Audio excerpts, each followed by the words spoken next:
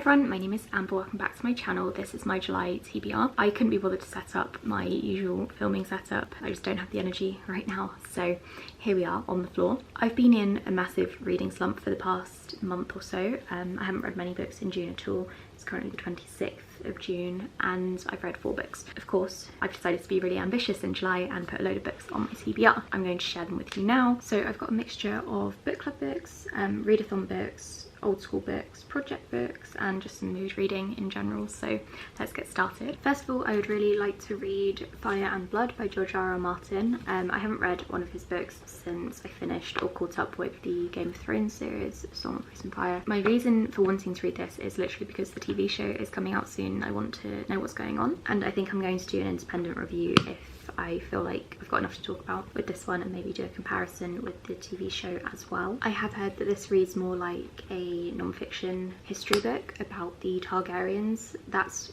fine by me. Maybe I'm more in the mood for that than I am to read about other characters in his world. Then there are 2 books I want to read for a project, plus another one because I want to read all of this author's books. These books are The Silence of Bones by June He and The Forest of Stolen Girls, also by June He. This is historical fiction. It's kind of like a historical mystery set in Korea in the 1800s. I don't really know much about it, just the main character starts investigating a murder or a death or something. I think the premise sounds really good. This book hasn't really gotten the best reviews, but I want to check it out. And then I've got no idea what The Forest of Stolen Girls is about, only that it's set in the 1400s this time. It's also historical fiction set in Korea. It sounds like this one is also about a detective, and 13 girls have recently disappeared from the same forest. I think this one sounds really good. She's also written another book called The Red Palace, which I don't have yet. I'm waiting to buy it because it's only available in hardback and it's still quite expensive, so I'm going to see if I enjoy these books, and if I do, I'm going to buy the next one. And if I'm not a huge fan of them, I'm going to see if I can get it from one of the libraries near me, or if I can get a cheap ebook and read it that way,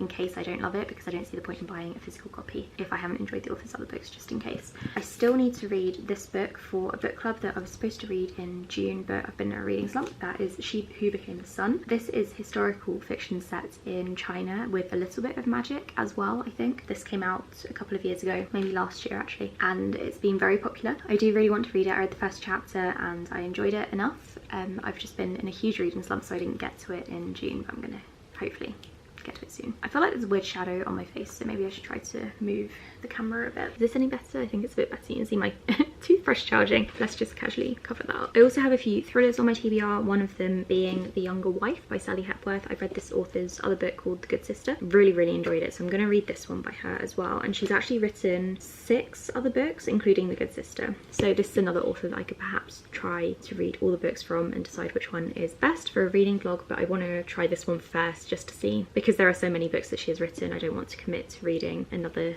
6 books without knowing whether she's a solid author for me. Does that make sense? No idea what this thriller book is about, to be honest. 2 sisters, their father gets a girlfriend who is half his age, even when he's still married to their mother, who's in a care facility with Alzheimer's. Is this definitely a thriller?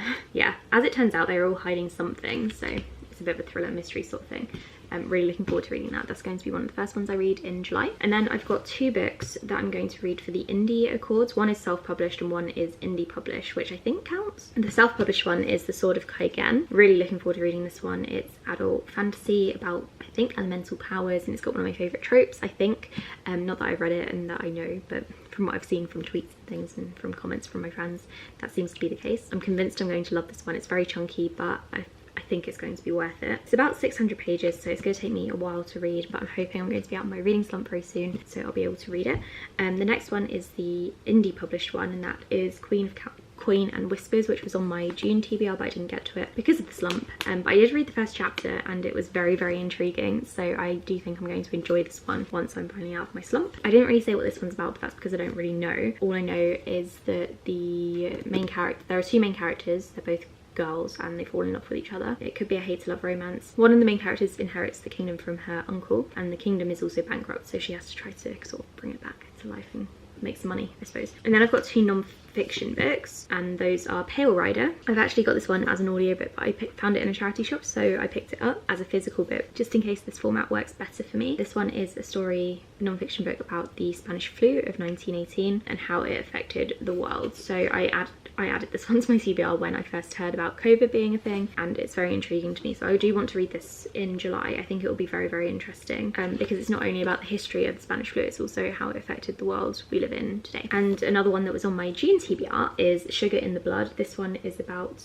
the main character's heritage, ancestry. I'm really into genealogy, so I think this will be a really interesting topic to me. It's basically about her ancestors who were from Barbados and also England, and how some of her ancestors were kept in slavery and how the generations have been affected. So looking forward to reading this one. It sounds really, really good. I've also got a short story collection. I'm not really into short stories, I'm going to be honest, but I saw this one in the library and I thought I might give it a go because I have had my eye on it since the book was announced, and that is Love in Colour. This is a story, a bunch of stories about mythical tales from around the world which have been retold. I don't really have much to say about it, but I'm looking forward to reading it. And then I have two old school books that I've had on my shelf since probably 2011 when they came out. The first one is Eve by Anna Carrey. This is a dystopian book. It says here that it's set 16 years after a deadly virus wiped out most of the population. The main character Eve has never been beyond the heavily guarded perimeter of her school. The night after graduation, she learns the shocking truth about her school's real purpose. It sounds very mysterious. It sounds very much like an old school YA book, so it's probably going to be quite predictable, but I'm looking forward to trying it. It was very popular when it first came out, and it's the first book in a trilogy, so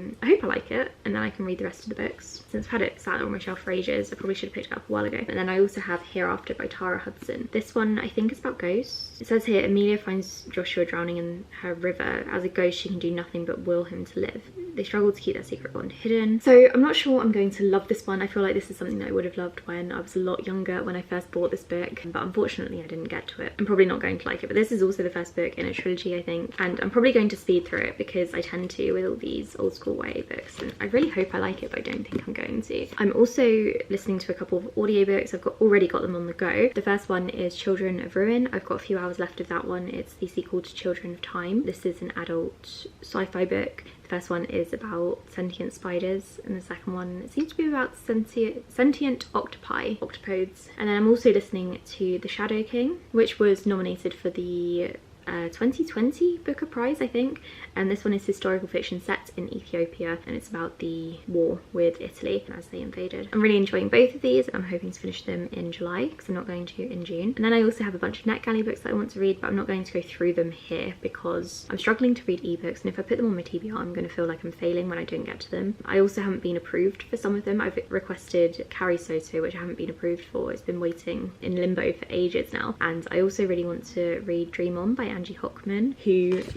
wrote Shipped, which was one of my favourite books of last year, and I haven't been approved for that one yet either, but to be fair I've only just requested it. Yeah, I really wanted to read some more romance books because it's coming up to summer and I really want some like beachy reads. My library didn't really have any, and I don't like to buy them because I don't tend to reread them, so I'm going to try, well, I've requested a few from NetGalley. I might get approved for them, and I might try to find some more once I'm doing some mood reading. But yeah, that's my July TBR. Hopefully it goes better than June did, because June was atrocious in terms of reading and my mental health. It just wasn't very good, but now we seem to be on the other side of that and things are getting better. So yeah, I hope it's good. Thank you for watching. Let me know what you're reading in July. Let me know if you've read any of these books and if you would recommend that I start with any of them. If you want solo reviews on any of them, I can do that too. I'll speak to you all in my next video. Bye.